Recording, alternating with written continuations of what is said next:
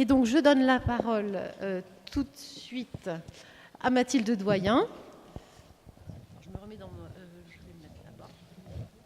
Oui, non. Alors, je vais présenter Mathilde Doyen, puis je vais me mettre au bout.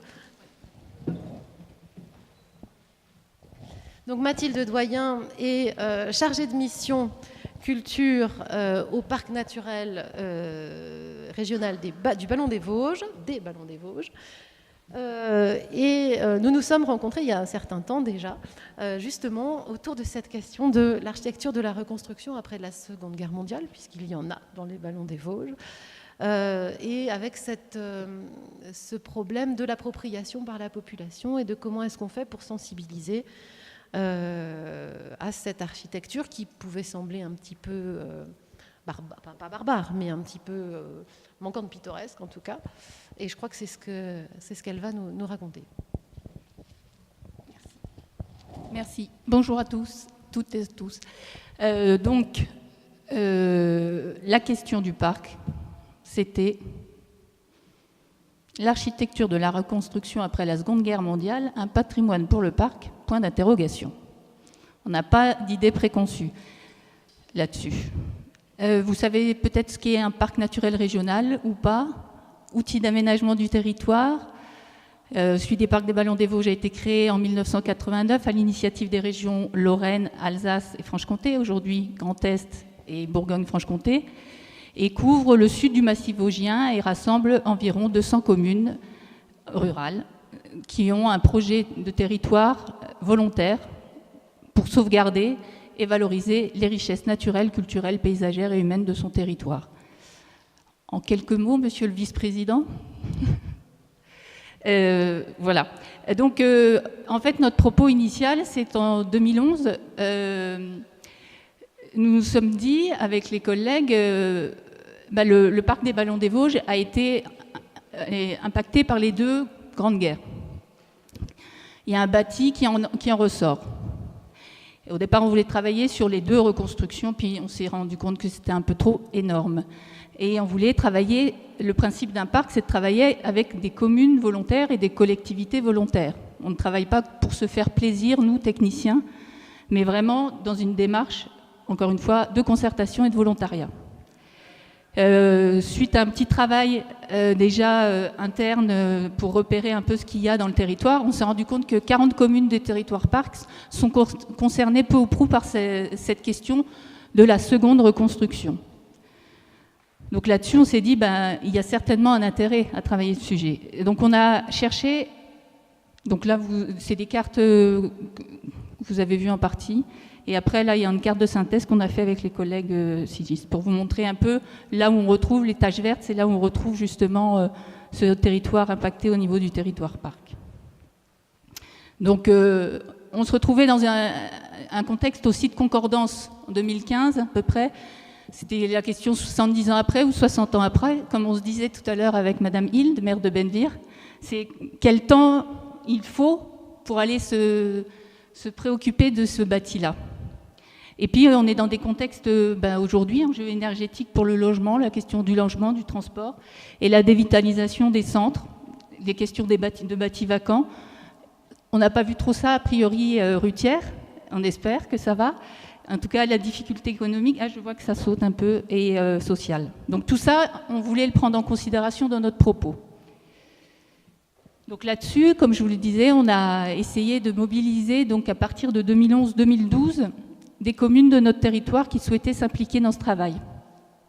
On a réussi à la fois à mobiliser donc, la commune d'Amergevire sur le versant orinois, Gérardmer et la Bresse, côté vosgien. On a travaillé, évidemment, le rôle d'un parc, c'est de rassembler les forces vives d'un territoire. Donc on a travaillé avec le CAU des Vosges, du Haut-Rhin, les services d'inventaire, les UDAP, avec notre conseiller ethno qui était membre du conseil scientifique du parc, Noël Barbe, et des acteurs culturels, vous verrez par la suite, Seine et Territoires en Lorraine et l'Agence culturelle d'Alsace, et puis l'Ethnopôle, ce qui devient l'Ethnopôle, réinventer les musées départementaux de Haute-Saône. Ça a sauté. Bon. Donc c'est un travail de longue haleine.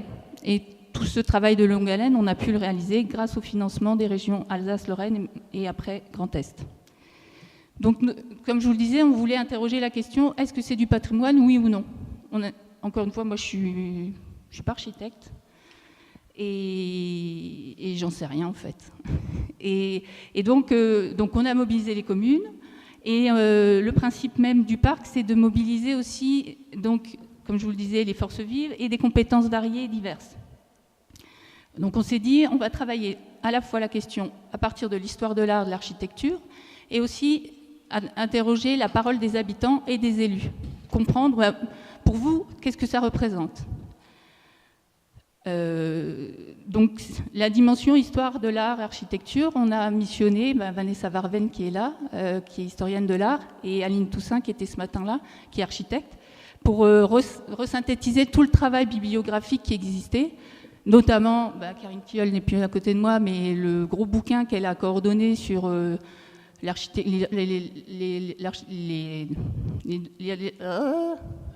le bouquin fait pour les CAE de Lorraine, les reconstructions, j'ai plus le titre en tête là, vous voyez, les 2 reconstructions en Lorraine, voilà. Ok, voilà, et l'idée c'était de réinterroger cette biblio au regard des 3 communes, pilotes, Amergir, Gérardmer, La Bresse, et voir en quoi, là où on retrouvait des récurrences, des divergences, et voir en fait ce que ça représente pour le territoire parc. Et à côté de ça, mais Aurélie pourra revenir plus en détail là-dessus, on a travaillé donc avec Aurélie Dumain, qui était à l'époque ethnologue, sociologue indépendante, c'est comme ça qu'on dit, et avec Noël Barbe, et qui ont mené une enquête auprès d'une centaine de personnes, mais j'en dis pas plus parce que c'est elle qui va vraiment revenir dessus. Si ce n'est, quand même, les enjeux que nous avions là-dessus, c'était, 1, identifier, faire connaître les caractéristiques de la seconde reconstruction. Peut-être ce aussi pourquoi on est réunis pendant ces 3 jours. Ce qui nous importe aussi pour le territoire parc, c'est regarder le territoire, ses richesses, ses spécificités, et puis aller de l'avant, et voir comment nos territoires peuvent se construire et évoluer. Donc faire connaître les potentiels de modernité et la capacité de mutation par rapport aux enjeux d'aujourd'hui et de demain. L'intérêt aussi, comme je vous l'ai dit, c'est d'aller à la rencontre des habitants et des usagers pour recueillir les façons dont ils qualifient cette architecture, cet urbanisme, sans dire c'est patrimoine. Finalement, pour vous, qu'est-ce que c'est? Et comme je vous le disais, mobiliser des disciplines variées, ethnologie, architecture, histoire de l'art, écriture, spectacle vivant. Et dans un second temps, on a à la fois un travail, et c'est pour ça qu'on parle de recherche-action, on a un travail de connaissance, mais également un travail vraiment d'accompagnement de projets et d'être dans l'opérationnel. Et pour cet opérationnel, ce qui nous importe, c'est de prendre en compte la parole des habitants et des usagers. Donc, la mission de synthèse de Vanessa et d'Aline Toussaint, vous pouvez, elle est téléchargeable sur le site internet du parc, mais en gros, on a des récurrences dans les 3 communes, mais Vanessa, tu me corriges si je me trompe. En gros, on peut parler d'un modernisme modéré. Il y a un aménagement volontaire avec un respect des traditions, utilisation pan de bois, bardage, pierre de taille, de type chalet. Un truc qui est important qui revient, c'est apporter les normes modernes, le confort, l'hygiène, les notions de qualité et la question de la place faite à la voiture.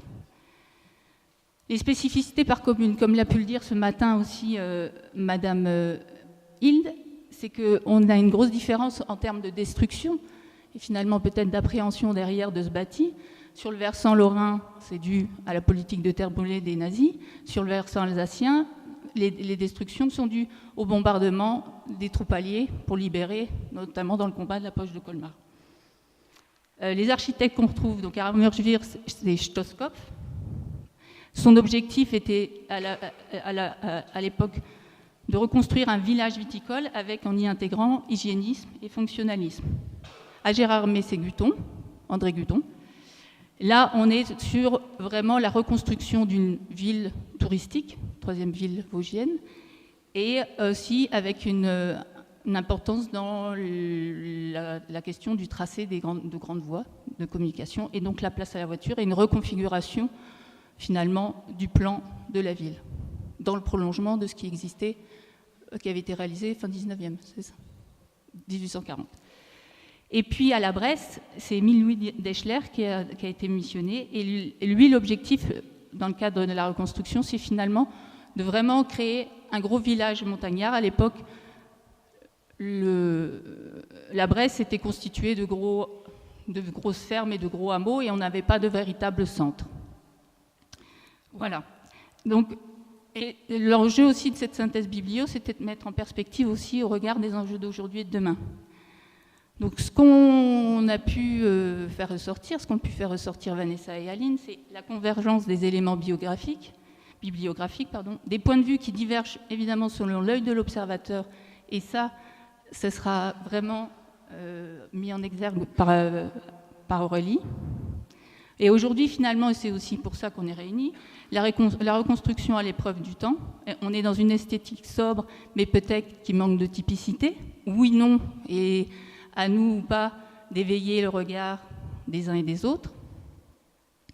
Des aménagements urbains à faire évoluer en respectant les ensembles structurants de la cité. C'est aussi tout le propos de ce matin et de la Rutière, et finalement tous nos propos qui nous réunissent.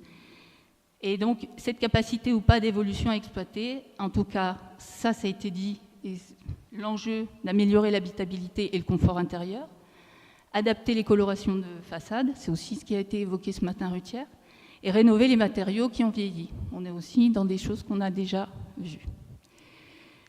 Et alors, entre l'enquête, cette synthèse biblio, sans dévoiler ce que va dire Aurélie, en tout cas, ce qui est ressorti, c'est la dimension sensible du propos et le besoin finalement de faire parler ces villes et de les faire parler autrement. Il nous a semblé intéressant de pouvoir travailler avec des artistes. Et donc, l'année dernière, en décembre 2016, nous avions missionné la compagnie Les Patries Imaginaires de Nancy pour retravailler dans la continuité de l'enquête ethnologique et dans le travail et dans la continuité de la synthèse bibliographique, pour finalement continuer à interpeller et les habitants et les élus et les visiteurs sur ce bâti-là.